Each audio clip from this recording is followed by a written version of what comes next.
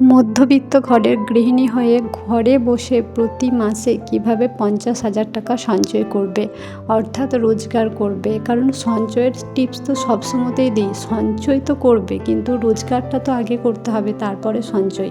তো প্রত্যেক মাসে 50,000 টাকা কিভাবে ইনকাম করবে সেই বিষয়ে আজকে ভিডিওটা, তাই ভিডিওটা স্কিপ না করে পুরোটা দেখতে থাকো। খুব সহজেই গৃহিণীরা কিন্তু এই কাজটা করতে পারবে, বাড়িতে বসে, বাইরে কোথাও যেতে হবে না, বাড়িতে বসে প্রত্যেক মাসে 50,000 টাকা ইনকাম করবে। হ্যালো এভরিওয়ান, আসসালামু আলাইকুম। কেমন আছেন সবাই? আশা করব যে যেখান থেকে আমার ভিডিওটা দেখছেন প্রত্যেকেই খুব ভালো আছেন আর সুস্থ আছেন। আমরাও কিন্তু আল্লাহর অশেষ রহমতে অনেকটাই ভালো আছি। দেখো, অনেক সময় হয়তো যে পরিবারে কিন্তু হাজব্যান্ডের ইনকাম একদম সামান্য থাকে, তো স্বামীর অল্প আয়েও কিন্তু তুমি গৃহিণী হয়ে একদম প্রত্যেক মাসে 50,000 টাকা রোজগার করতে পারবে। এর যে নিনজা টেকনিকগুলো তোমাদের সাথে শেয়ার করব। আসলে কি বলো তো, সাধারণত যেটা হয়, আমরা সবসময় কিন্তু শুধুমাত্র হাজব্যান্ডের অপেক্ষাতেই বসে থাকি, তার ইনকাম অনুযায়ী কিন্তু আমাদের চলবে বা সেই অনুযায়ী আমরা বিশাল কিছু করব, এই অনুযায়ী কিন্তু অনেকে বসে থাকি। যারা এভাবে বসে থাকো তারা কিন্তু কখনোই সঞ্চয় করতে পারবে না। তাই আমাদের গৃহিণীদেরও সবসময় চেষ্টা করা উচিত, কারণ এখন এই জামানাতে প্রত্যেককে কিন্তু ইনকাম করতে হবে। আমরা প্রত্যেকে যদি না ইনকাম করি একটা ফ্যামিলির, তাহলে দেখবে সচ্ছলভাবে চলা কিন্তু খুব মুশকিল। আর এখন যুগের সাথে তাল মিলিয়ে চলতে গেলে তোমাদেরকে তো এটা করতেই হবে না, কারণ প্রত্যেককে ইনকাম করতে হবে, বা এখনকার সোশ্যাল কিছু জিনিস তো আমাদেরকে মেনেই চলতে হয়, তাই না? এখনকার যেমন তোমার স্টেটাস মেনটেন্স বলো বা সমস্ত কিছু, তোমার বাচ্চা স্কুল যাচ্ছে, সে স্কুলে তার কোনো ফ্রেন্ডের হয়তো বার্থডে আছে, সেখানে তোমাদেরকে নেমন্তন্ন করেছে, তোমাদেরকে তো সেখানে যেতে হবে আর একটা গিফট হাতে নিয়েও যেতে হবে। তোমার বাচ্চা যখন অন্যের জন্মদিনে যাচ্ছে, তখন তোমার বাচ্চার যখন হবে তখন তোমাকেও নিমন্ত্রণ করতে হবে, সেখানে কিন্তু তাদের জন্য তোমাকে সামান্য কিছু অ্যারেঞ্জমেন্ট করতে হবে, তার জন্য খরচের প্রয়োজন। কারণ কি বলো তো, খরচ কিন্তু আমাদের প্রতিনিয়ত আছে, সব সময় আমাদেরকে খরচ কিন্তু করতেই হবে। খরচ যদি না করি আমরা কিন্তু সমাজে চলতে পারবো না। অনেকে আমাদেরকে বলবে কৃপণ, অনেকে বলবে পয়সা আছে খরচ করতে জানে না, অনেকে বলবে কোনো রোজগারই তো নেই, ওরা খাওয়াবে কী করে। এরকম কিন্তু বিভিন্ন প্রশ্নের সম্মুখীন আমাদেরকে হতে হবে, এবং সেগুলো সাফার করবে কিন্তু আমাদের বাচ্চারা, কারণ তারা বোঝে না যে আমরা কতটা রোজগার করি, বা কেন আমরা এটা করতে পারছি না, সবাই করছে, আমাদের কেন এটা হচ্ছে না। সেটা কিন্তু সম্পূর্ণভাবে তাদের ওপর এফেক্ট পড়বে। আর এখনকার কি বলো তো, আমরা মা বাবারা প্রত্যেকে কিন্তু অনেক সচেতন। আমরা কিন্তু সবসময় চাই, আগে দেখো আমরা যখন পড়াশোনা করেছি তখন আমরা 6 বছর 7 বছরে কিন্তু স্কুলে ভর্তি হয়েছি। এখন দেখো একটা বাচ্চা যায় 2.5 থেকে 3 বছর হচ্ছে, সঙ্গে সঙ্গে তাদেরকে কিন্তু স্কুলে দেওয়া হচ্ছে।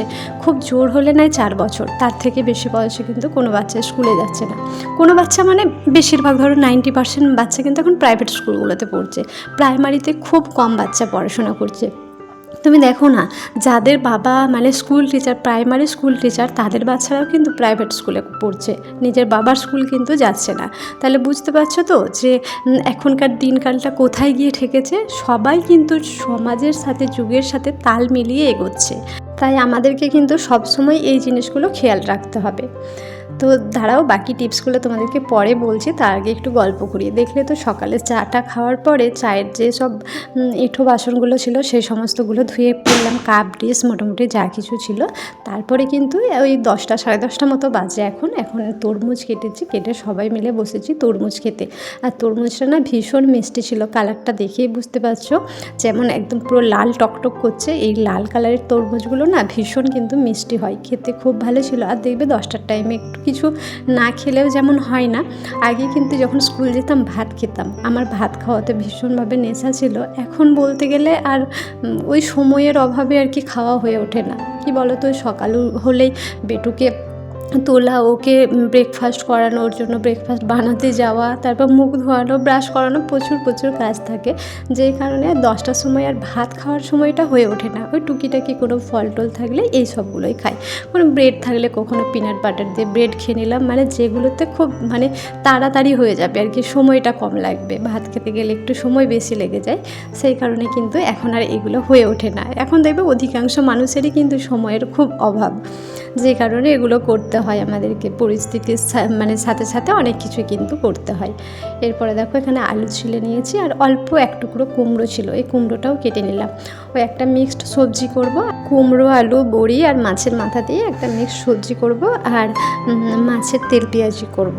আর বেটুর জন্য থাকবে কুমড়ো আলু বড়ি দিয়ে মাছের একটা ঝোল, কারণ ওর জন্য আলাদা করব। কুমড়োটা যেহেতু একটু ঝাল মতো করব, ঝাল ঝাল দেবো, আর ও তো খুব একটা ঝাল খেতে পারে না, সেই জন্য ওরটা কিন্তু আলাদা করব, আর আমাদেরটা আলাদাভাবে আজকে বানাবো। আর হ্যাঁ, আগের দিনে একটা ঢ্যাঁড়সও ছিল, তো ওই ঢ্যাঁড়সটাও বেটুর তরকারিতে দিয়ে দেবো। কী বলো তো, এই টাইপের স্লিপারি টাইপের যে সমস্ত সবজিগুলো হয় না, ওগুলো ও খেতে খুব ভালোবাসে, কারণ ওগুলো খেতে গেলে ওকে আর কষ্ট করতে হয় না আর কি, অতটা চেবাতে হয় না, ও চিবিয়ে খেতে খুব মানে ওর কষ্ট সেটা।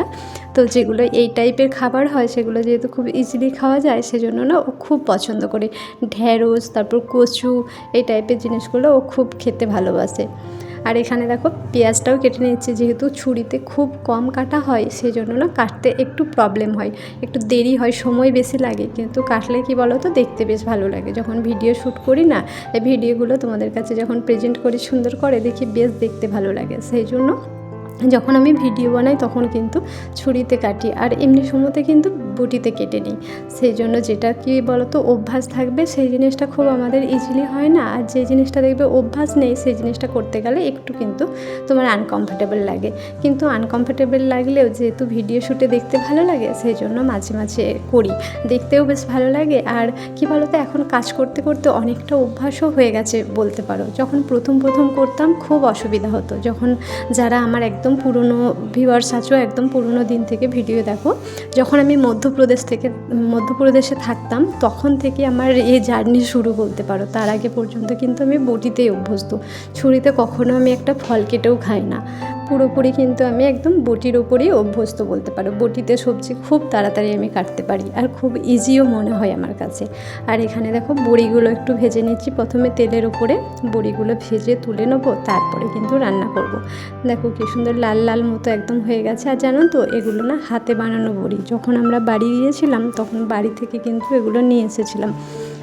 এখানে কই দেখি বড়ি পাওয়া যায় না, ওই জন্য যখন বাড়ি যাই বাড়ি থেকে বড়ি, পাঁচফোড়ন, পোস্ত, এই জিনিসগুলো আমরা নিয়ে চলে আসি।